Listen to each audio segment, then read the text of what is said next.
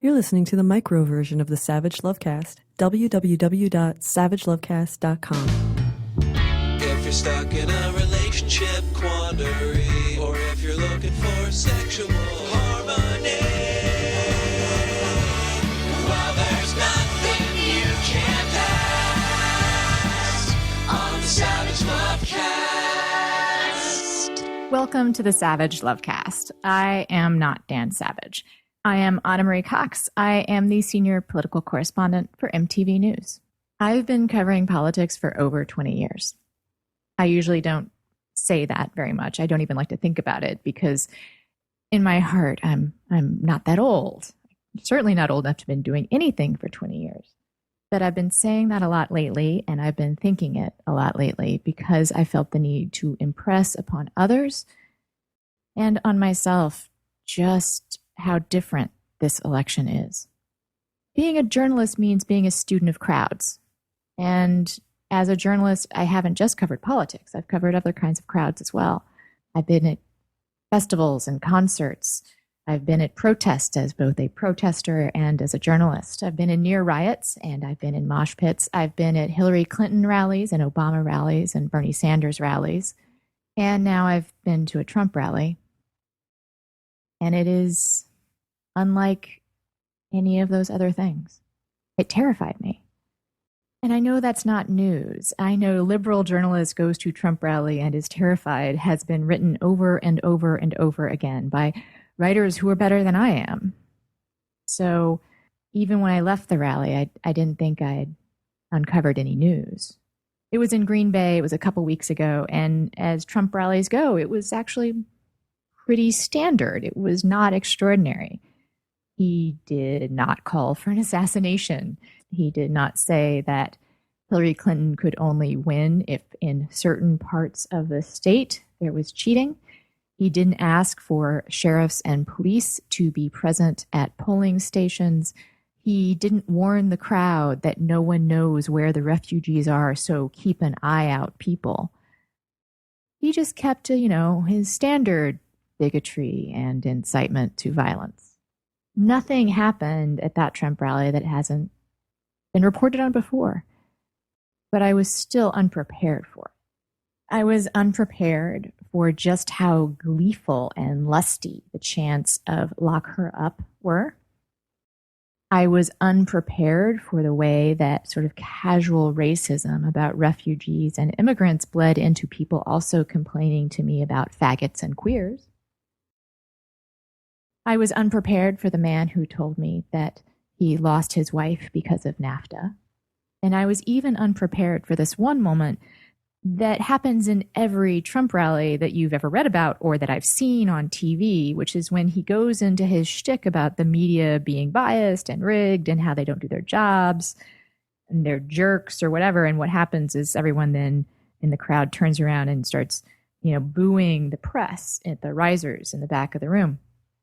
So when this shtick part happened in Trump's speech, I knew what was coming. And then it happened.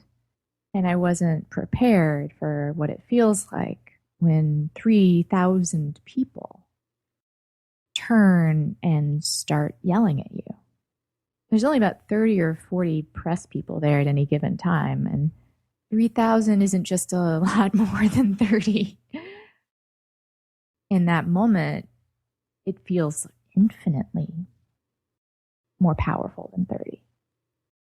I'm not going to say I was in fear for my physical well-being at that moment, but it did occur to me that in the 20 years I've been doing this, I've never felt that my life is in danger because of my job. Which means I've been privileged. There are a lot of reporters out there that put their lives on the line all the time. But I've been covering American politics. I haven't been covering wars or crime. And I was terrified, and I was terrified because of the job I was doing. And that really hit home after the rally because, everything had kind of emptied out, and I was going around taking some pictures, and I saw this guy in a trucker hat and an American flag t-shirt, and he was holding a Trump sign. And he looked kind of lost. And I thought that would be like a great picture. That's America right there. And so I took a picture, and he saw me take it, and he marched up and got in my face and said, "Did you take my picture?" And I said, "Yes." And he said, "You have no right to do that." And here was my first mistake. I said, "No, actually, I'm a journalist." And he interrupted me. He said, "Well, how would you feel if I took your picture?" And second mistake here, I said, or maybe the third, maybe I shouldn't take his picture in the first place. But anyway, I said, "Well, actually, I'm in a public place." And he said, "No, how would you feel if I followed you outside into the parking lot and took your picture? How would you feel if I followed you home?" So I kind of stuttered. I realized, this had gotten a little bit beyond whether I had the right to take his picture. And I said, "You know what? It doesn't matter how I would feel. I clearly offended you, and I'm sorry." And then he said, "Don't fucking condescend to me." And I just stuttered some more apologies, and the tension went out of the moment, and he walked away. And then this other guy who I'd seen out of the corner of my eye walked up to me, and my heart started to pound a little. But he said, Oh, don't worry. I was just standing over there because I saw what was going on, and I wanted you to know that I was going to step in if it got physical. Which, thanks. I thanked him. And he said, "I just didn't want you to get the wrong idea about Trump supporters." And I said, I get that. And actually, my in-laws are Trump supporters. And I've talked to plenty of people here who, and I didn't specify, but I said, who aren't like that. But thank you. And then we started talking, and he was nice enough. He said actually that he wasn't a Trump supporter. He was planning on voting for Gary Johnson, which left me wondering if maybe I had some reason to make some judgments about Trump supporters after all. And yet I walked out of that rally thinking I had nothing new to say. In my professional opinion, as a journalist, I thought I had nothing to say. No reason to write up that rally. No piece of breaking news to report. And maybe that kind of terrifies me too. What I've come to believe since then, about a week ago, is that maybe we in the media need to stop looking at Trump rallies for news. News in the way that we usually think about news. News in the vein of man bites dog. Instead, maybe we need to look at reporting on Trump rallies in an ongoing fashion. The way we cover terrorism versus the way we cover crime, or the way we should be covering climate change versus the way we cover the weather. Because much as with climate change, the Trump phenomenon developed slowly over time, fault of a lot of people, not just one. And much as with climate change, its roots are tangled and ugly, and we all probably bear some responsibility. And much as with climate change, avoiding an immediate catastrophe tomorrow does not mean we've changed course completely. I don't think Trump will win in November, or rather, I don't think he will win the election. But he might win something. A victory that doesn't come with a specific office or title, but has tangible rewards nonetheless. A victory in normalizing hate, in allowing the worst part of ourselves to govern our actions. I worry that his talk of rigged elections and cheating and his calling out to the Second Amendment people and his desire for amateur poll watchers as well as police and sheriffs will lead to certain parts of certain states simply not accepting Hillary Clinton as president. I'm not sure what we can do about that. I know we can't wait until it's news. I know it begins with acknowledging that it's a possibility. I know it begins with covering Trump, not as a man in the news, but as someone who poses an ongoing threat. And on that note, coming up on the show in today's Magnum version, Dan chats with the feminist pornographer Madison Young about making your own damn porn. Today's episode is brought to you by FrameBridge. Send them your art, choose a frame, and they'll send you your art beautifully framed and ready to hang. Use the promo code SAVAGE for 15% off your first order. That's framebridge.com and enter SAVAGE. Today's episode is brought to you by Blue Apron. Blue Apron delivers all fresh, high-quality ingredients and recipes you need to create delicious home-cooked meals. Get your first 3 meals for free by going to blueapron.com/savage. This episode is brought to you by Squarespace. Squarespace is the easiest way to create a beautiful website, blog, or online store for you and your ideas. Squarespace features an elegant interface, beautiful templates, and incredible 24/7 customer support. Try Squarespace at squarespace.com and enter offer code SAVAGE at checkout to get 10% off. That's squarespace.com, offer code SAVAGE. Hi, Dan. I'm a 25-year-old single gay man. Recently moved in a few months ago with some friends from college. They're both straight and aware of my gayness and very fine with me being gay. I live in one of the most open households, sexually at least, that I've had a pleasure of living in the past. Anyway, they're also both in relationships, but one of them is in an open relationship, but it's only physically open, so they do not open their relationship emotionally. I'm also fairly attracted to this guy. I have been since freshman year when I met him, and he knows this and is pretty receptive of it, but only makes it known when he's been drinking. He treats me like a normal friend when he's sober, but when he's been drinking, he gets really handsy, and on a few occasions would definitely have had sex with me if I didn't feel uncomfortable with him being so drunk. His girlfriend thinks his heteroflexibility is really hot and totally eggs us on to make out all the time, but we haven't yet at this point. So as far as I know, he's only made out with a couple different guys, but never gone beyond that. I'm tempted to at least try it to see where it goes, but also terrified of how our normal friendly living relationship will be affected as a result. I also know his current relationship is emotionally exclusive, so I'm afraid of developing serious feelings for him if things did get physical. Just wondering how you think I should proceed. Yeah, things could get dicey if you slept with this guy and caught feelings for him, and that could be weird and that could be fraught, but feelings can get weird and fraught with roommates, whether you fuck them or not. Things can get weird and fraught with people that you date and do give yourself permission to have an emotional connection, form an emotional connection with. My strategy, my recommendation here is to call his drunken bluff when he's sober. Maybe when his girlfriend is around too, since she is the permission slip machine in this relationship, and say, you know, when you're drunk, we make out. And I'm uncomfortable because I don't want you to feel like I took advantage of you while you were inebriated. I don't want you doing anything drunk and disinhibited that you wouldn't allow yourself to do sober and inhibited. But I would be down. I am into you physically. I would love to make this happen when you're fucking sober and, turning to the girlfriend, with your permission. And then go for it. Enjoy.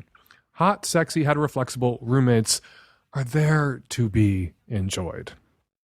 Hi, Dan. A straight woman in New Orleans with a conundrum. Been long distance relationship with a guy that I had been seeing when I still lived in Los Angeles. Then I moved out here about 4 years ago. We've been doing the long distance thing.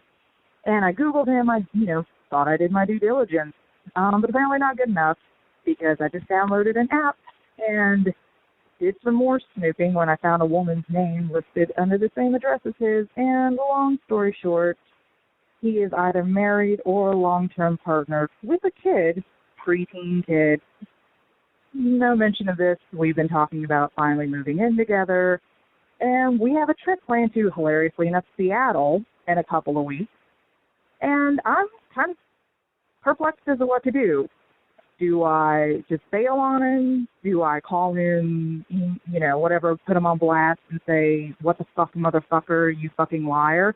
The funny thing is, if he'd been honest about it, that this was just like a booty call, I'd probably have been fine with it. But now that I've known he's lied to me for 5 years, I'm pretty upset. So, do I just not answer him, just ghost him? I have no idea. I've never had this happen to me before. Is there etiquette? What is the etiquette? I'm not sure what the etiquette here is, but I think this is a moment that calls for a song, a very particular song, a favorite of mine by two favorites of mine, Garfunkel and Oates, and they have a song called the Ex-Boyfriend Song, and this guy is going to be your ex-boyfriend, or already is, I hope, by the time you're hearing the sound of my voice, already is your ex-boyfriend, and I think in an instance like this, the only right and proper and etiquette-y thing to do is to call his number and play this into his phone 7,000 or 8,000 times. 1, 2, 3, I fucking hate you, you fucking liar. It's a short song, but it's a really good one. It gets right to the fucking point.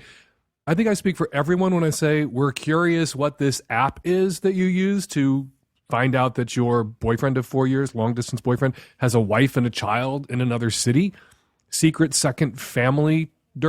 It's like Tinder or Grindr, but for straight men with secret second families. Could you let us know where we can all find this app? Maybe you could spare other folks years of futile effort, years of heartbreak after. As I've mentioned on the show before, Terry and I have been using Blue Apron to have meal ingredients shipped to our house for a while now. We are, in fact, full-on paying customers ourselves. What I haven't talked about is how much care they take as a company to offer high-quality, ethical ingredients. Their seafood is sustainably sourced. Their beef is raised humanely. The chickens are free-range. You get the idea. For less than $10 a meal, Blue Apron delivers seasonal recipes along with pre-proportioned ingredients to make delicious home-cooked meals. Blue Apron knows that when you cook with incredible ingredients, you make incredible meals. So they set the highest quality standards for their community of artisanal suppliers, family-run farms, fisheries, and ranchers. Whether it's Japanese ramen noodles, wild-caught Alaskan salmon, or heirloom tomatoes, Blue Apron is bringing you the best. This week, they're offering dishes like summer chicken ramen or spicy sweet and sour tofu. All the recipes are between 500 to 700 calories per portion, so it's delicious, sustainable, ethical, and good for you. Right now, you can get your first 3 meals for free at blueapron.com/savage. That's blueapron.com/savage. Blue Apron, a better way to cook. Hey, Dan, cisgendered straight male. My girlfriend is basically purely vanilla, doesn't really have any kinks, doesn't necessarily seem too inclined to explore new things. But, I don't know, I've tried to push certain things and not push, but tried to, bring up certain things. She didn't necessarily seem like she was that into it, so, whatever. Sex is great regardless, so that's okay, but I'm kind of into the idea of maybe trying a little, anal. And she's always been adamant that it's not going to happen. It's just not her butt's too small. She says it's not gonna fit, etc. And I'm like, all right, whatever. But just recently now, she's been saying how she's perhaps interested in using a butt plug. And so now I'm thinking, okay, maybe this could be, we could work up to it, start off with this and who knows where it'll go, right? But I don't want to, have it be a bad experience and then have it, derail the entire possibility of what could come. So I was just hoping to get your advice on perhaps, a really good butt plug to start with, maybe size or width or just what. I don't really know too much about butt plugs or anything. I haven't really ever used them with a partner. So, any input you have on a good starter plug so that, she can really maybe get into it and enjoy it, and then we can, evolve. Joining me by phone to help field this one, Ana Marie Jane. She's a traveling sex educator and the education coordinator and assistant manager at Shebop, the excellent sex-positive feminist sex toy store in Portland, Oregon. Hey, Ana Marie, how you doing? Hi, I'm doing well. How are you? Good. So this man has it in his head that a butt plug could sort of be like a gateway drug or a gateway plug to full anal intercourse, and he doesn't want to fuck it up. What is a good starter butt plug that isn't going to scare off his obviously curious about anal, to some extent, female partner? Mm-hmm. Well, I think firstly it's important for people to not necessarily think of butt plugs as a gateway drug or plug. Some people just want butt plugs and ending it there and not necessarily going on to full penis and ass sex. So they can be an end unto themselves and an end unto their end. exactly, but pun intended, I guess. A good starter plug, I think there are quite a few options out there, obviously. Silicone tends to be the best for people who are beginning because it's more pliable, more flexible, doesn't have as much weight as something like glass or steel. Mm-hmm. One of the really popular sets at our shop at Shebop are the fuse plugs. They come in small, medium, large, and extra large. So those are nice because people can start with the small plug, and then if their body gets used to that, they can kind of graduate and move up as they go. So it comes in one set, all four come together? You buy them separately, so you don't have to get them together. You could buy them together, but they are all sold individually. I would encourage him to get them together so that he can use a butt plug on himself, maybe a little larger than the one she's using, to demonstrate that anal pleasure isn't just something that she can experience, but it's something that he can experience too. Sometimes you got to be the change you want to see in your partner. And if you want her open to anal penetration, open yourself to anal penetration, sir. Oh, for sure. Definitely. And there are some plugs that I think work really well as unisex plugs.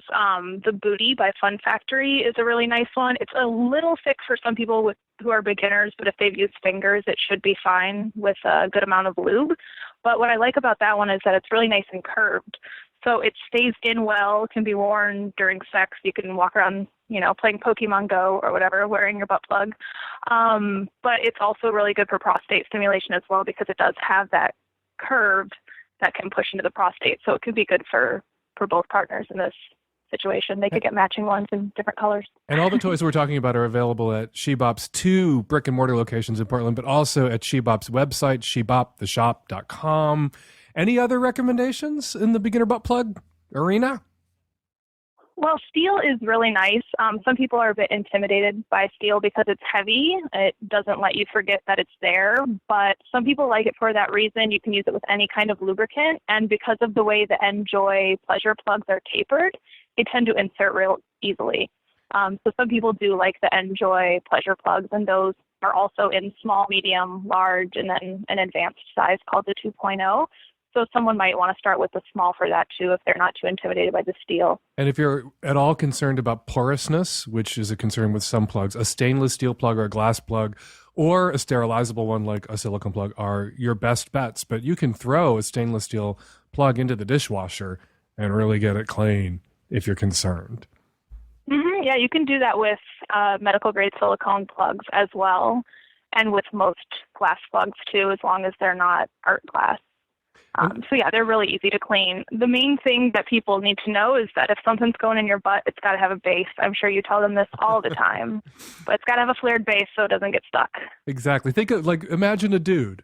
Like, the entire rest of the dude is the flared base for his dick. You need a flared base for your butt plug as well, so you don't have to then rush to the emergency room to have something fished out of your butt. It's embarrassing. That'll put her off anal, having to go to the ER and have something fished out of her butt. So get one with a flared base. Always a good recommendation.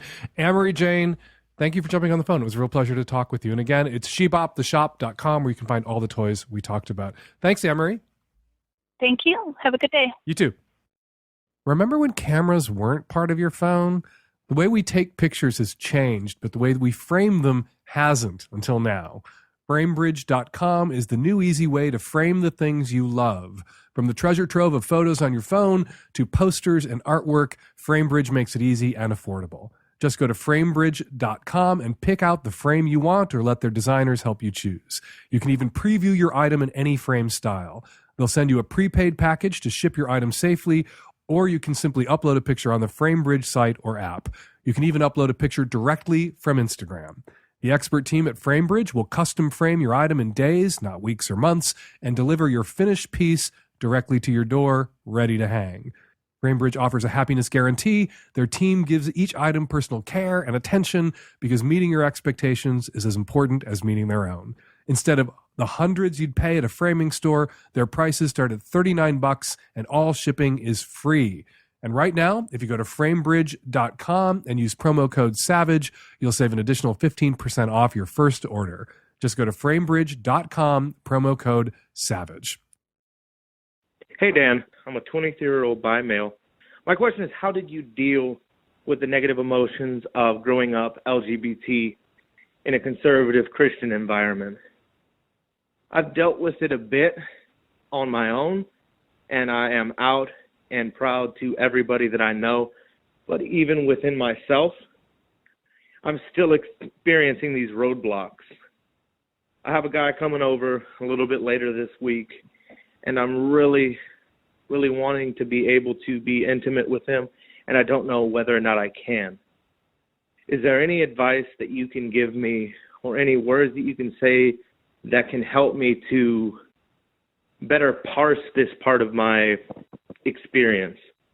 Because I'm coming up blank, and I'm afraid that I'm just going to make a fool of myself. Did we catch you before your date with this dude?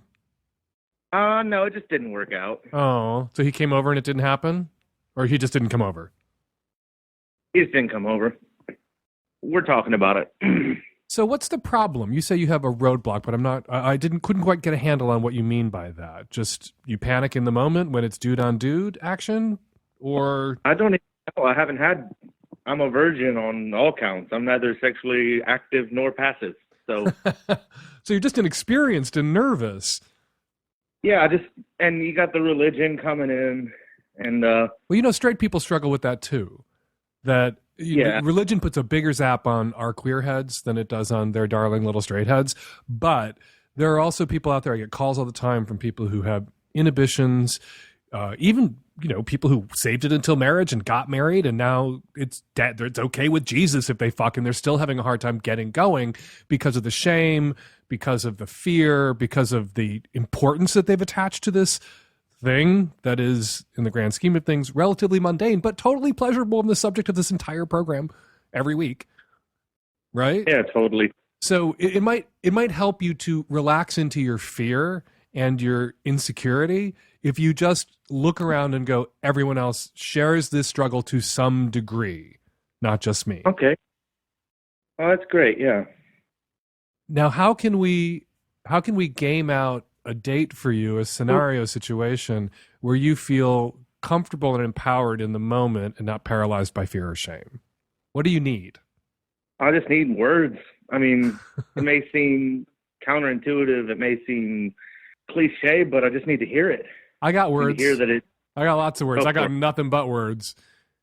All right. You need words of encouragement, or you need to know what to say to some dude?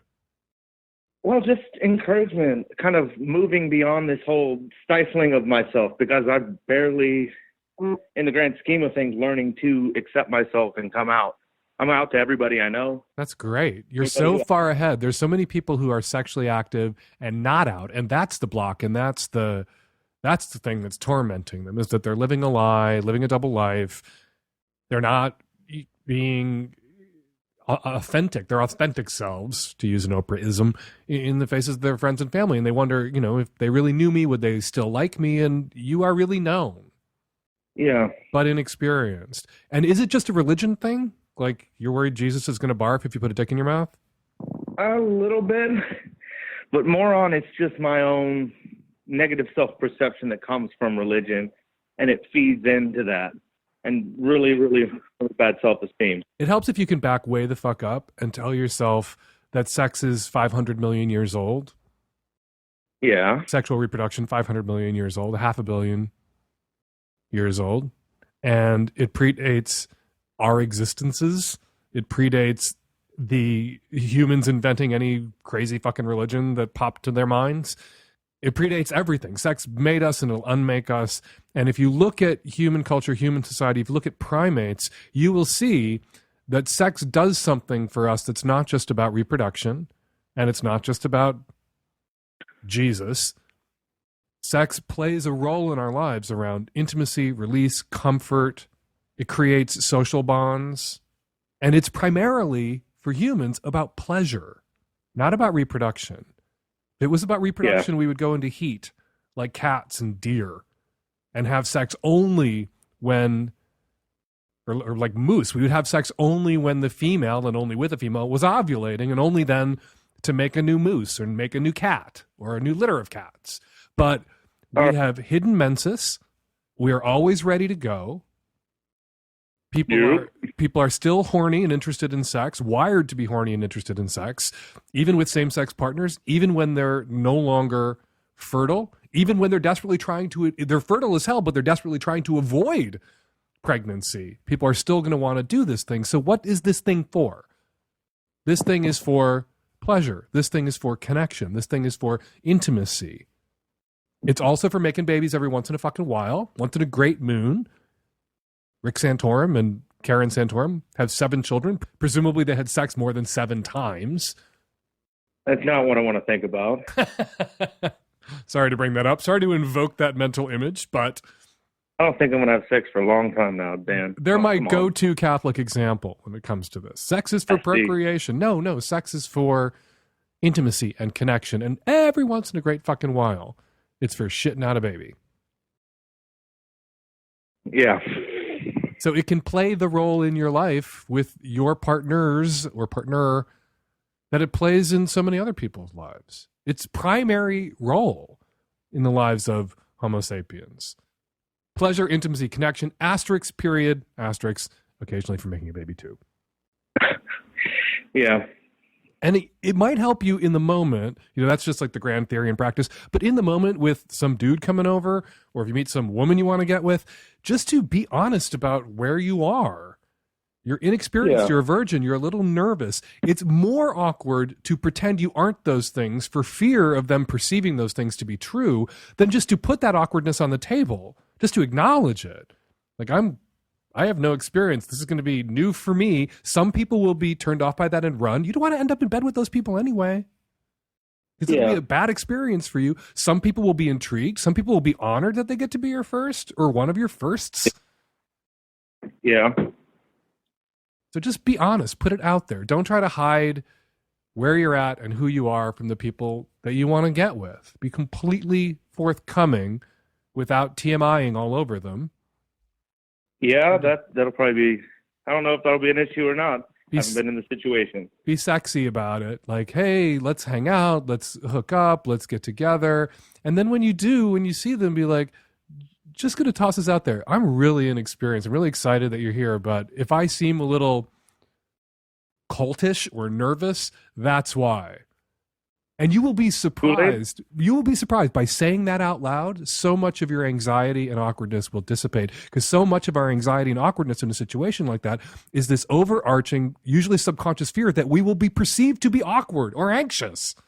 And if you just say, I might be awkward or anxious, a lot of what you're being awkward and anxious about evaporates. Yeah. Kind of nip that self-fulfilling prophecy in the bud. Right. Another benefit to being forthcoming about this with people is you might get the same back. I'm nervous, inexperienced. They might say, oh my God, me too. I'm like, oh, we have something in common. You have that in common. You can both relax around each other.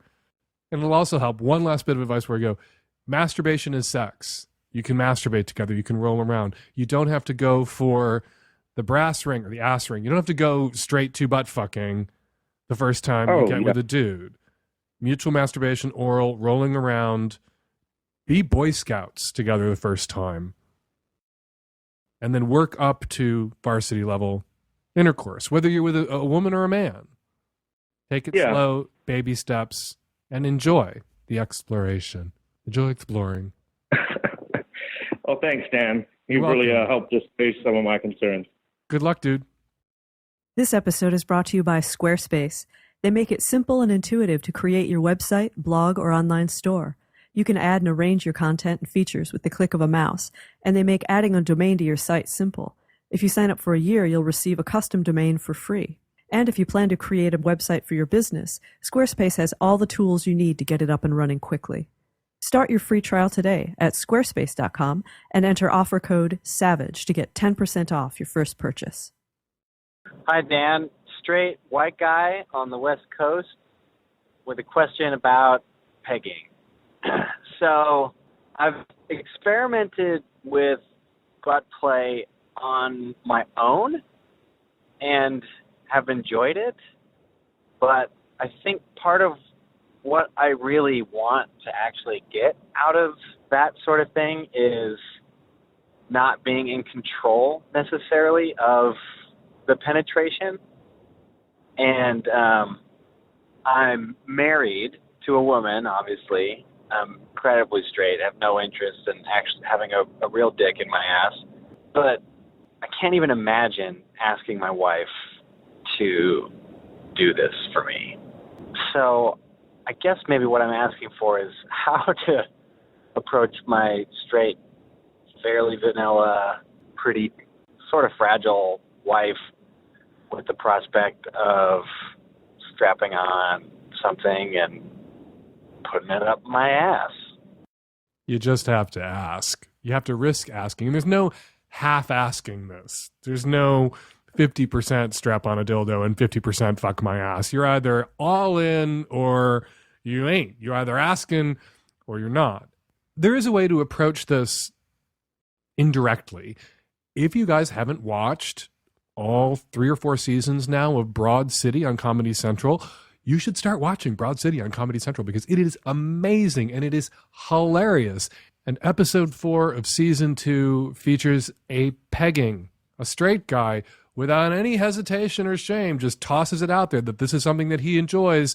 And the girls, Abby and Alana, they game it out and they make it happen. And you could watch that with the wife and laugh and gauge her reaction. If you want to be a coward, you can gauge her reaction and then say that you're intrigued. Say that that's something that might be fun for you guys to try. Ask her if there's any kinks or things she's ever wanted to do herself. Ask her what she thinks of pegging, what she thinks of a woman doing a dude in the butt with a strap-on dildo, with Broad City, episode 4, season 2, as your excuse, as your cover then if it goes badly. If the wife freaks out, you can beat a hasty retreat. You can put your towel between your legs with your toys and run screaming. Or you can just man up and ask. Hey, Dan. I'm a 25-year-old straight female living in Southern California. I was diagnosed with HIV in the spring of '92 when I was 9 months old, and I'm also a virgin. There are many things that have led me to being 25 and still a virgin. I've not had a lot of luck with dating, particularly because I tend to hold myself back. I have a fear of being rejected on the basis of being HIV positive, being judged for something I cannot change or control. So I've never actually gotten to the point in a dating relationship where I might tell a guy. I usually have 1, maybe 2 dates before the guy or I lose interest.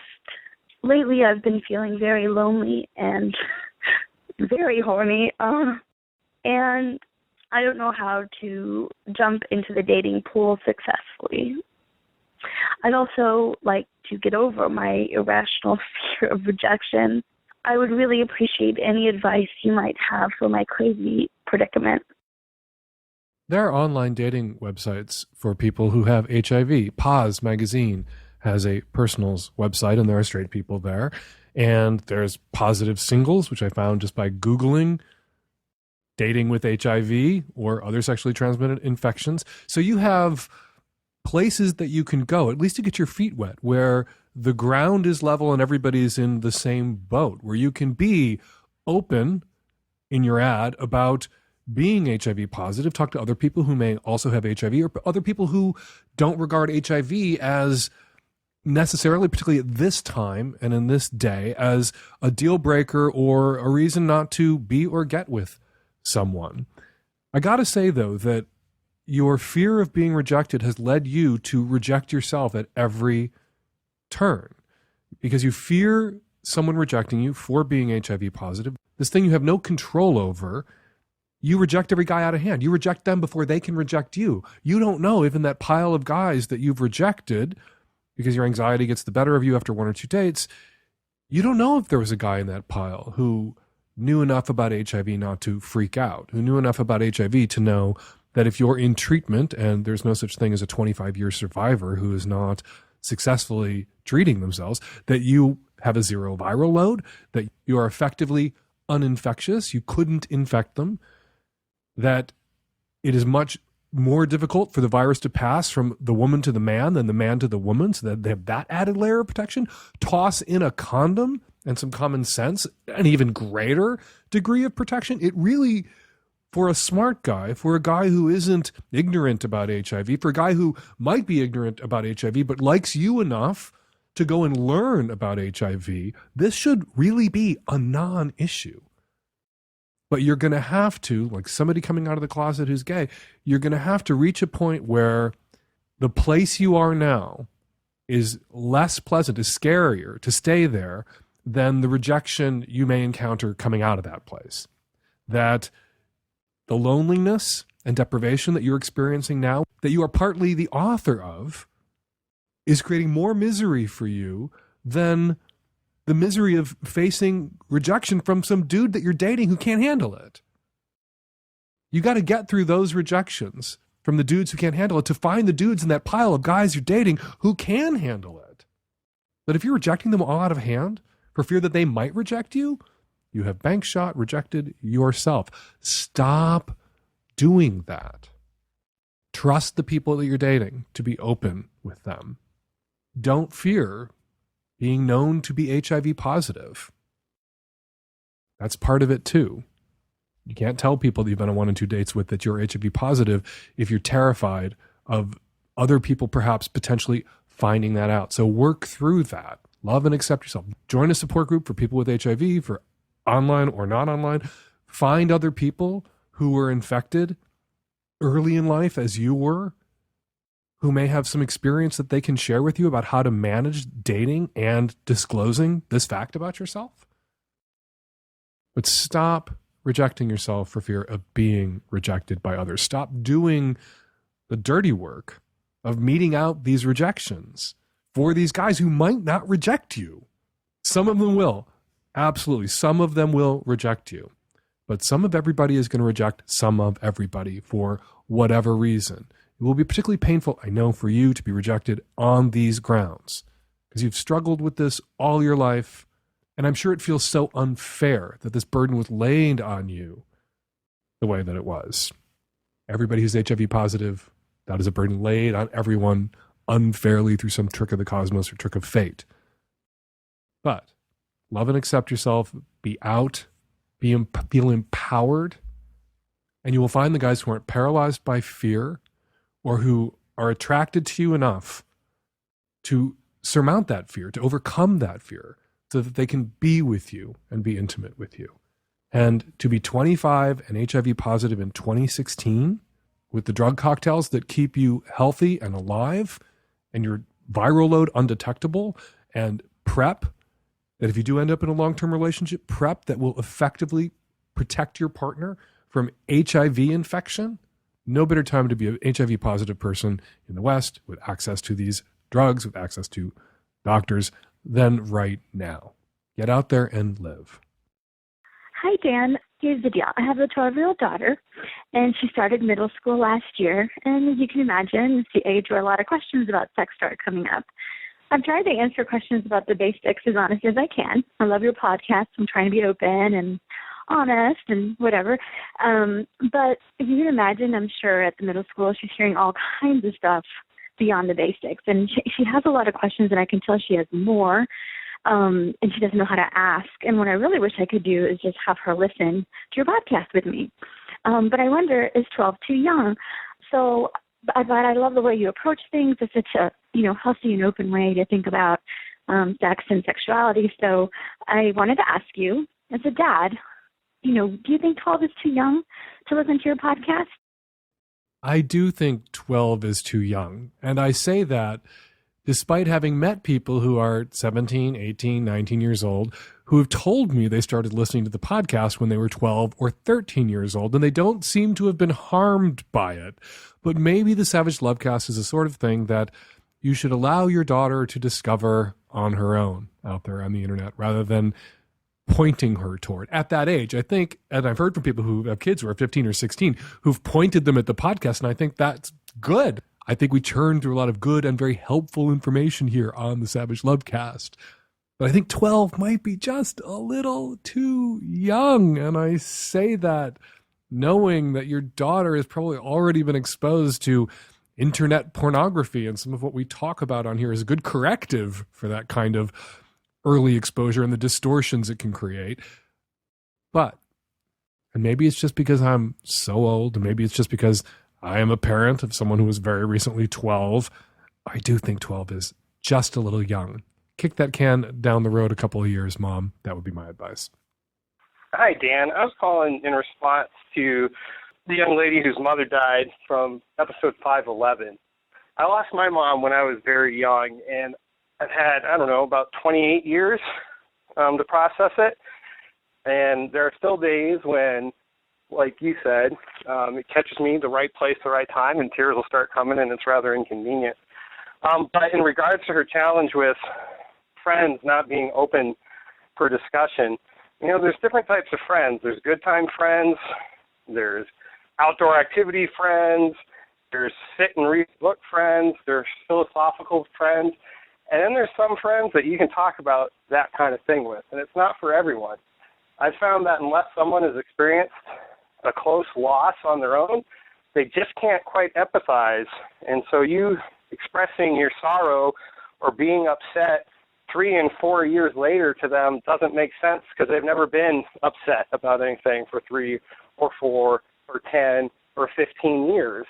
Probably the worst thing that's ever happened to them is the day they broke their nail or wrecked their car, etc. Finding people who've experienced a similar loss can be very cathartic, and talking with them as they will actually be able to empathize. For your caller, I'd recommend her hunting for, there's a couple of different groups online. As a good example is Motherless Daughters. I think you can actually find them on Facebook. You'll find a lot of people who've had a similar challenge and can understand what you're going through and are more than happy to lend a listening ear. I know my own experience. There are days when I need someone to listen. And also, as a result, I really enjoy listening to other people, hearing their story, sharing their experience. And, I learn how to deal with my own loss while listening to their loss and helping them deal with it as well. So chin up. It's hard. It never gets easy, but it gets less painful, less frequently with time. Hi, I'm calling in response to the young woman in episode 511 who called in about whether to stay with her fiance. Listen, love, Dan is right. You know he is. You cannot go back to this young man. What he did was not borderline abusive. It was abusive. The abuse of abusers escalates over time. If you were to go back to him, it would not be the last time you would have to deal with this, and it would only get worse and more frequent and potentially escalate into physical violence. What you described on your call, the impulsive act of throwing the ring out of the window and calling you demeaning, violent names in a fit of rage, followed by a sincere apology, is textbook abuser protocol. They break you down and they build you back up. And also, I have to say that your rationalizing of his behavior is also pretty standard for people who are abused by their partners. You said in your call that you felt that his actions were borderline abusive, and in the very next breath, a giant red flag came flying out of your mouth. But I love him. When those 4 words are trailing at the end of a description of unacceptable behavior, it means that the situation requires significant and honest reflection, at the very least. You can love him, but you cannot stay with him. You know that you can't stay. I can hear it in your voice. You are a strong and smart woman. Listen to Dan, listen to me, listen to yourself, and run, run, run. Hi, I'm calling in response to episode 511 to the guy who has a girlfriend with a little bit of a drinking problem. I was that girl 3 years ago. I was in the perfect relationship, but sometimes I drink too much, and a lot of that stems from my career, which was also teaching. My advice for the caller is do what Dan said, confront her about it, have some consequences, but at the end of the day, if she's still drinking too much and causing these issues, dump her. My boyfriend did that to me, and it's something I've regretted ever since. But it also was a big wake-up call for me, and it helped me get my drinking under control, and I think I've been a better person since then. And we're going to leave it there. 206-302-2064 is the number here at the Savage Lovecast. If you want to record a question or a comment for a future show, give us a buzz. 206-302-2064. Follow me on Twitter at FakeDanSavage. Follow Madison Young on Twitter at Madison Young. Follow Shebop the Shop on Twitter at Shebop the Shop. And a big thank you to Ana Marie Cox at the top of the show rant this week. She does the podcast The Stakes, which you can find at MTV, and follow her on Twitter at Ana Marie Cox. And a reminder for all the parents out there who are sending your kids off to college, now would be the perfect time, if you haven't already, to turn them on to the Savage Lovecast. And you can give the Savage Lovecast as a gift.